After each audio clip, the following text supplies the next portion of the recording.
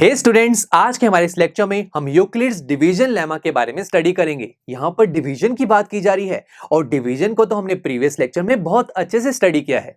दोस्तों, previous lecture में हमने देखा था कि जब भी हम किन्हीं दो नंबर्स को डिवाइड करते हैं तो पूरी डिवीजन प्रोसेस से हमें डिविडेंड, डिवाइजर, क्वोशिएंट और रिमाइंडर मिल जाता है और इन चारों में एक बड़ा ही ब्यूटीफुल रिलेशन एग्जिस्ट करता है जो कि होता है dividend is equal to divisor multiply quotient plus reminder.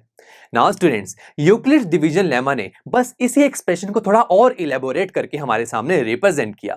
सबसे पहले तो उन्होंने कहा कि ये जो हम डिविडेंड, डिवाइजर, क्वोशिएंट और रिमाइंडर इतने बड़े बड़े वर्ड्स यूज करते हैं, इसे थोड़ा छोटा किया जाए। तो उन्होंने ये कहा कि जब भी हम किन्हीं दो नंबर्स को डिवाइड करते हैं तो जिस नंबर को डिवाइड किया जाता है उससे हम डिविडेंड कहते हैं, ये हम जानते हैं। तो उन्होंने बोला कि डिविडेंड को अब से हम ए लेटर से शो करेंगे। जिस नंबर की हेल्प से डिवाइड किया जाता है उसे हम डिवाइजर कहते हैं और अब से अब हम डिवाइजर को बी लेटर से शो किया करेंगे। एंड उसके बाद जब हमारे पास राइट हैंड साइड में जो नंबर्स आते हैं जिसे हम क्वोशिएंट बोलते हैं उसे हम क्यू लेटर से शो करेंगे और लास्ट में जो हमारे पास आंसर बचता है रिमाइंडर, उसे हम आर लेटर से दिखाएंगे। तो दोस्तों, ऐसा करते ही हमारा जो इतना बड़ा एक्सप्रेशन है वो कैसे बन गया, A is equal to B Q plus R. तो देखा कितनी सिंपल फॉर्म में हमारा एक्सप्रेशन कन्वर्ट हो गया। अब आप सोचेंगे क्या यूक्लिड्स ने बस यही बताया था? नो माय फ्रेंड्स, इसके बाद उन्होंने ये बताया कि ये जो रिमाइंडर की वैल्यू होती है ना, ये हमेशा बी यानी कि डिवाइजर पर डिपेंड करती है और इसके लिए उन्होंने कंडीशन भी रखी। उन्होंने ये कहा कि एक डिवीजन प्रोसेस में आर यानी कि रिमाइंडर की जो वैल्यू होती है वो जीरो हो सकती है, जीरो से बड़ी हो सकती है, बट हमेशा बी यानी कि डिवाइजर से छोटी होगी, यानी कि R is greater and equal to zero but less than B. अब इस कंडीशन को कैसे समझा जाए? चलिए, हमारे पास जो ये एग्जांपल है दोस्तों, तीनों एग्जांपल्स में हमारे पास डिवाइजर यानी कि b की वैल्यू 3 है, राइट। चलिए इस कंडीशन में b की वैल्यू 3 पुट करिए जरा, तो क्या बना, r is greater and equal to 0 but less than 3। अब इस कंडीशन की हेल्प से हम r की वैल्यूज भी निकाल सकते हैं। कैसे? मैंने क्या बोला, r की वैल्यू 0 हो सकती है, 0 लिखते हैं। 0 से बड़ी हो सकती है, 0 से बड़े नंबर्स काउंट कीजिए। 1, ठीक है, 1 हो सकती है। 2 भी ठीक है। 3, नो माय फ्रेंड्स, 3 नहीं आएगा। मैंने क्या बोला, r की वैल्यू 3 से छोटी होनी चाहिए। तो हमारी इस पूरी कंडीशन में r की 3 ही वैल्यूज पॉसिबल है, 0, 1 एंड 2। और दोस्तों, ये जो चीज है आप अपने एग्जांपल से वेरीफाई कर सकते हैं। इन तीनों एग्जांपल्स में मैंने 3 की हेल्प से डिफरेंट नंबर्स को डिवाइड किया और हमारे पास जो रिमाइंडर आ रहा है वो या तो 0 है या 1 है या फिर 2। That's it. क्या आपको 3 या 3 से कोई बड़ा नंबर दिख रहा है रिमाइंडर में? No my friends. और आप दोस्तों 3 की हेल्प से और किसी भी नंबर को डिवाइड करके देख लिए, आपके पास जो रिमाइंडर है वो या तो 0 होगा या 1 होगा या फिर 2 होगा। ये है दोस्तों इस कंडीशन की ब्यूटी। तो देखा दोस्तों, यूक्लिड्स ने हमारे इस एक्सप्रेशन को और इलेबोरेटेड फॉर्म में रिप्रेजेंट करना सिखाया। चलिए स्टूडेंट्स, अब एक बार यूक्लिड्स डिवीजन लेमा के स्टेटमेंट को भी रीड कर लेते हैं। देखते हैं स्टेटमेंट में क्या कहा गया है।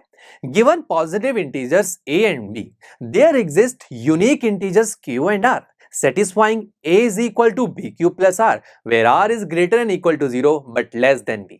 आई नो, अब आप इस पूरी स्टेटमेंट को बहुत अच्छे से समझ चुके होंगे।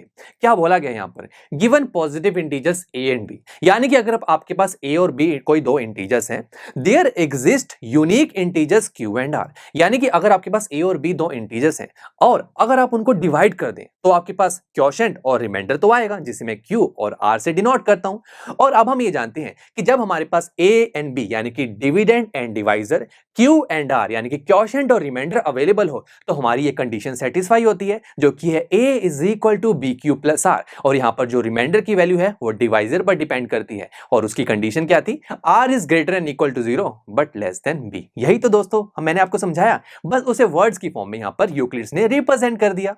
अब दोस्तों यहाँ पर एक वर्ड आ रहा है, unique integer q and r। इस यूनिक का क्या मतलब है, इसे मैं आपको एग्जांपल से समझाता हूँ। लेट्स से मेरे पास कोई दो इंटीजर्स हैं a एंड b, उस a और b को मैं लेट कर लेता हूँ। मेरे पास a यानी कि वैल्यू है a की 4 और b की वैल्यू है 2। चलिए दोनों को डिवाइड करते हैं, तो 2 2 जा 4, 4 में से 4 माइनस किया, आंसर आ गया 0। तो दोस्तों यहाँ पर क्वोशिएंट क्या बना, यानी कि q की वैल्यू क्या आई, 2, रिमाइंडर इज r की वैल्यू इज 0। तो स्टूडेंट्स, अब मैं अगर आपसे पूछूं कि इन फ्यूचर जब मैं 4 को 2 से डिवाइड करूंगा क्या मेरे पास क्वोशिएंट कभी 5 आ सकता है? नो माय फ्रेंड्स, ऐसा तो पॉसिबल नहीं है। हमें पता है कि जब मैं 4 को 2 से डिवाइड करूंगा तो गारंटेड है कि वहां पर जो क्वोशिएंट है वो 2 आएगा और रिमाइंडर इज 0। तो क्वोशिएंट और रिमाइंडर यूनिक है, ये आगे जाकर बदल तो नहीं सकते, ये यूनिक है। इस डिवीजन प्रोसेस में क्वोशिएंट और रिमाइंडर 2 और 0 ही आने वाले हैं। दैट्स व्हाई यहां पर हमने बोला कि a और b अगर आपके पास दो इंटीजर्स नंबर्स हैं, अगर आप उन्हें डिवाइड करें तो उस डिवीजन प्रोसेस में क्वोशिएंट और रिमाइंडर जो आपके पास आएंगे वो यूनिक होंगे। ऐसा नहीं है कि इन फ्यूचर अगर आप उन दोनों नंबर्स को दोबारा डिवाइड करें तो क्यू और आर बदल जाएंगे, ऐसा नहीं होगा दोस्तों। यह है मतलब यूनिकनेस का। चलिए स्टूडेंट्स, अब हम नेक्स्ट लेक्चर में HCF यानी कि हाईएस्ट कॉमन फैक्टर के बारे में स्टडी करेंगे। यह बड़ा ही मजेदार टॉपिक होने वाला है। So see you in the next lecture. I am sure students, आपको ये लेक्चर काफी पसंद आया होगा और ऐसे ही मजेदार तरीके से अपने हर एक कॉन्सेप्ट क्लियर करने के लिए डाउनलोड कीजिए PUStack ऐप को, जहां पर आपके पास और भी बहुत सारे ऑप्शंस होंगे, जैसे कि back exercise solutions, tip videos, sample papers and much more. So what are you waiting for? Download the app now.